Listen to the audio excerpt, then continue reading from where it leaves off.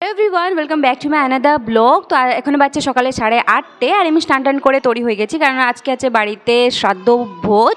আর শ্রাদ্ধ ব্লগটাকে দেখে কেউ আমাকে গালাগালি দেবে না, কারণ আমি সেই রকম শ্রাদ্ধ বাড়ির ব্লগ বানাচ্ছি না।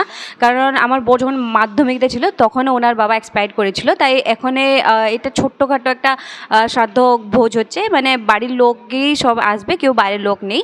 তো এখানে দেখতেই পাচ্ছ বাড়িতে ভোজ হচ্ছে, বাগানেই ভোজ হচ্ছে। আর এখানে আমরা স্নান টান করে আমি তৈরি হয়ে গেছি, আর এদিকে সবাই রান্না করতে লোকজনও চলে আসছে। আর এদিকে দেখো আমি সিম্পল একটা কটন শাড়ি পরেছি, কারণ খুব গরম পড়ে গেছে যেহেতু।